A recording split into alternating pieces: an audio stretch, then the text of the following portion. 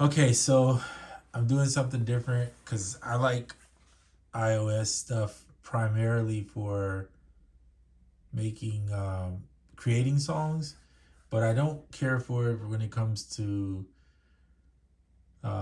arranging and mixing. It's okay on mixing, but arranging specifically, I don't really care for many of the DAWs that are on there. They all have their quirks just like any DAW does, but sometimes I don't know. I really, it's not my thing. So what I've been doing is doing a lot of my arranging and mixing in Logic Pro on the MacBook. But I want to use my iPad as the instrument. So here's what I did. Basically, the first step I did was connect my MacBook or my iPad rather to my MacBook. I'm gonna move the camera a little bit. Hopefully, it's not too shaky. So you'll see the wire coming out, and then it connects over into a hub that's beneath my MacBook. And this angle is really weird, but I guess I could have held the phone while I record, but whatever. So here's what I did. I hook it up, then I go into the MIDI audio MIDI setup. That's in your utilities on if you have a MacBook. So I'll show you real quick. So you go here, applications, utilities, and it's right here, audio MIDI setup. So you open up that first, and you'll see right here, I enable my iPad. It'll come up disable, and all you have to do is click the little button right here. It'll enable it when you plug it in. All right. So then you're connected.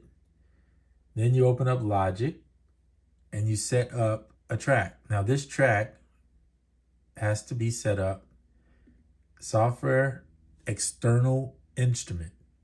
So that's down here under your utility. External instrument, open that up, plug that in, hit create. I've already done it, so I'm not going to do it twice. Leave the output as output 1 and 2. Then when you come to that track, this little box will pop up. And because you already enabled your iPad, you'll see that it's an option as a source to be able to use as a MIDI destination. So you use the iPad. Okay, click that, set it on MIDI channel number 1. Set your input should be on 1 and 2. If you don't see it, and for some reason mine, the first time it came up, it was just like 1 and then 2. It was 2 options, but I was like, what? So all I did was just close it out, reopen it again, and for some reason it popped up. So just check that to see. These are set to all, so don't worry about that. You shouldn't have to change it. And then make sure this is stereo. Primarily stereo output 1 and 2. Check your preferences under audio. And just make sure that you put the input device as the iPad. So you'll see how the input right now is the iPad. It has to be in here too. And then leave your output as your sound card or interface rather. If you don't do that, for some reason, it won't work. So just make sure you change that. And then I'm going to delete this and then I'll redo it, just show you what I did. Okay, so I like Scalar. Now I could use Scalar in here, but obviously I want to use the iPad. So I'm doing beta testing for them. So I'm using the Scalar beta test. You can use tonality, whatever you have. You don't have to use Scalar. Just whatever you do. If you want to play your instrument in through with your keyboard, MIDI controller, whatever you got, that's fine. I'm just telling you what I'm doing. So I am going to play at 93 beats per minute. So I set the tempo. I already got the metronome clicked on, the 1, 2, 3, 4 count in, right? And then I'll press record. And then I'll play what's on the iPad,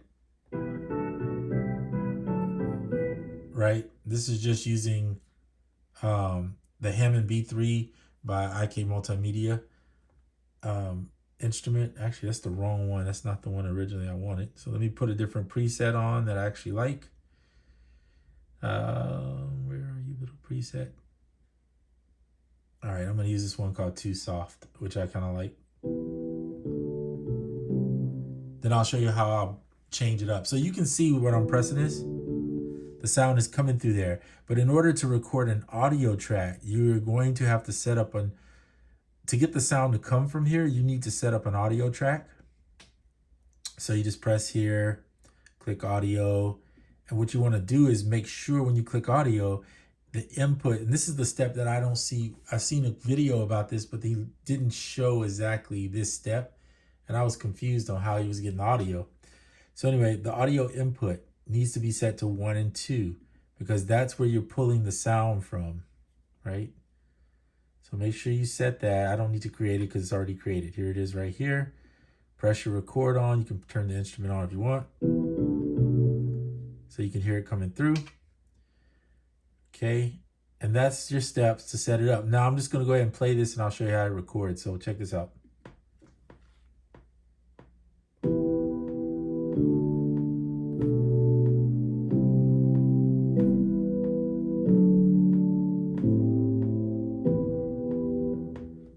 Just going to do a 4-bar for right now. If you learn your commands in here, Command T will trim that from where the playhead is. You can look at the wave and see what I did. Command R will repeat that, so it'll give you that. And then there's an 8-bar. I'm just gonna do that 8-bar.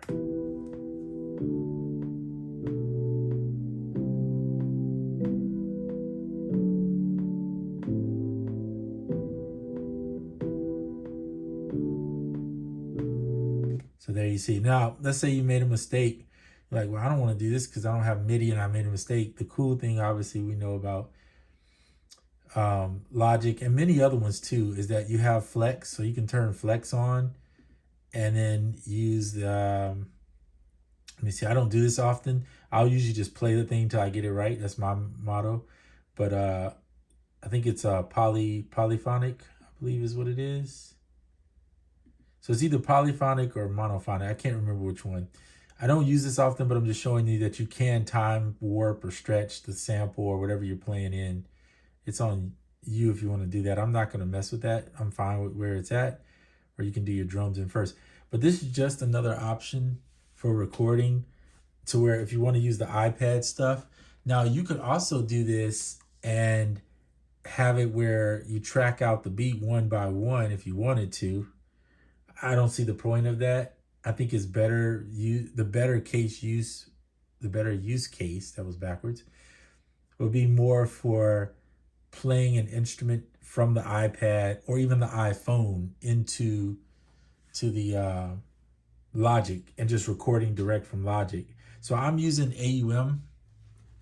I'm going to lift this up and just show you. Sorry about that dusty.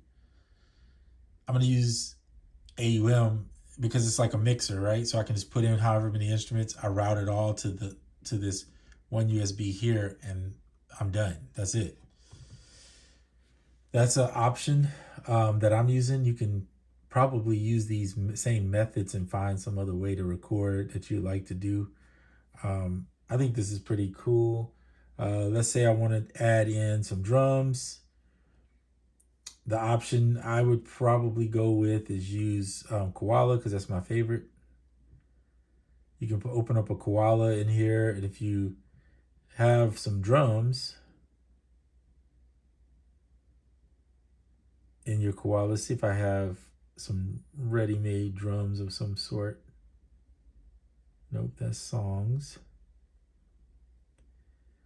Thought I may have to just create some drums, but okay, so we'll just we'll cancel that.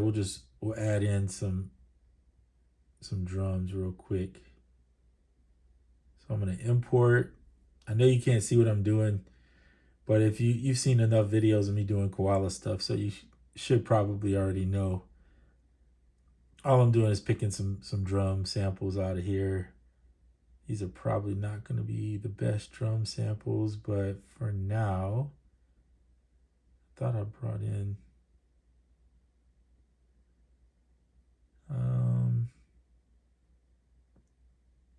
let's see, making this video longer than what I was expecting because I wasn't supposed to take this long. I'm going to use these drums here. That'll be fine. I don't need a lot of drum samples. And if you got the recent update for a Koala, you know that it's pretty dang good. Some of the stuff they've added to enhance, like note repeat. That'll be fine on that. Just need a hat. Let me see. That'll work too. All right, so you'll know they added in note repeat. So all I have is a, right? But remember, you can go in here. Let's set this first thing first for like 4 bars. Choose the hats, press the button there, note repeat.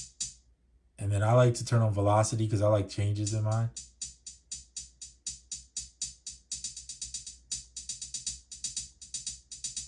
So let's do some drums. So we're set at,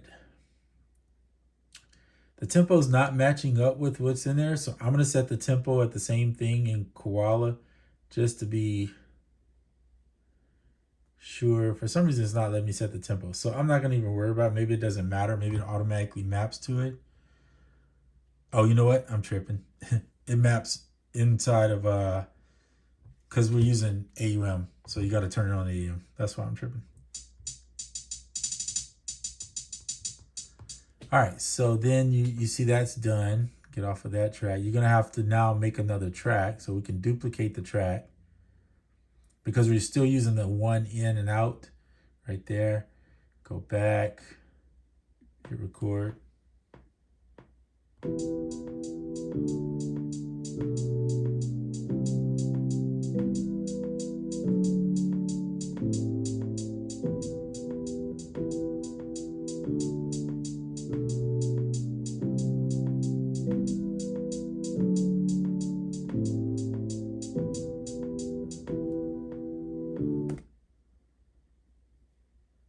Okay, let's see if that worked.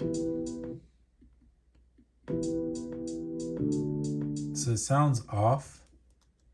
I'm not shocked by that. So instead of recording, what I might do here, just for the sake of trying to stay on beat, is I'm gonna do the recording in Koala and then play it back through there. So it's cool with instruments. I'm wondering on drums though, because it might be, and mind you, I'm just trying this out myself. I know for sure it's great with these instruments, but let's see how it works when we go into here, the starter.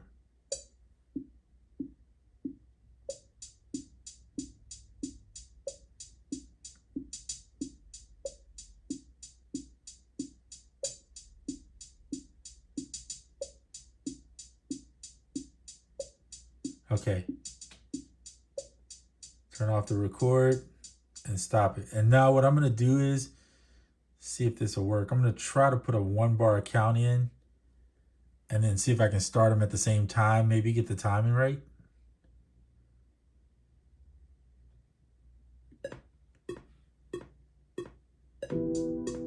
Nah, it's going to be off. So I'm sure there's a way. Why is this still playing? Oh. I'm sure there's a way to get that perfect timing and in sync. I probably won't use this much, but I'm thinking about, let's say I put together a track in Koala, I bring it into the iPad, which you can airdrop it into the parts, right? And I want to do my sequence, and then I realize, oh man, I want to add a, perhaps I want to add in a horn, because I do that sometimes. I'll be like, oh, I want to solo in a horn, or I may want to solo in with my guitar. So then I might, this would be a great time to do that. So I have everything else set in place, maybe some drums in here, whatever the case may be. And then I want to go in and actually use that other piece that I want, which is pretty much just going to be, a solo. So I can solo in Koala, and I've learned that you can like set it to 8 or 16 bars, whatever you're going to do the solo for, and then just do it, record it, and then you don't have to loop it out. You just basically play it, let it play out. And I do that a lot, but if I don't want to do that, I have the option now by using this that I could actually just go in and let's say I'm going to want to, now I would have to, in order to do this, I'm going to delete that track. I would have to go in, let's say I'm going to switch back over because I really want to do this next part directly in Logic. So I would go audio, and this is just my way of doing it. And I would go back to my duet, hit apply. And now I can make another audio track, and it's not recording from from the that input. I would have to actually, let me delete that because I don't want to record from that input. I'm going to make one here, and I'm going to change the input to 1 because that's where my bass or my guitar is. I think I have my guitar plugged up, so I'm just going to grab it, and I'm not really sure what I'm playing right now. This video is going longer than what I usually would.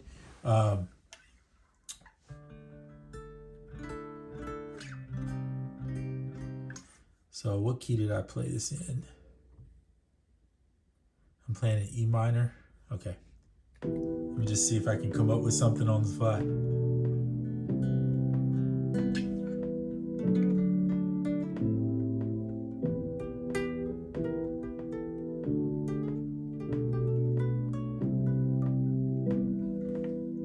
All right.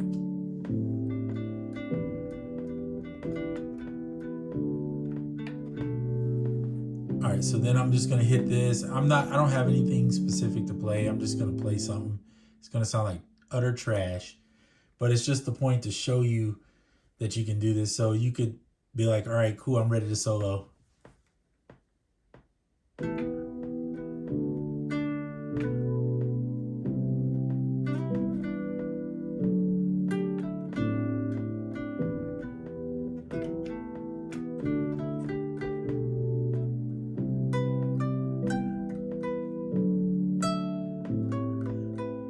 Whatever, that was off. So you get the point. This is bad, but I just want to show you what you can do.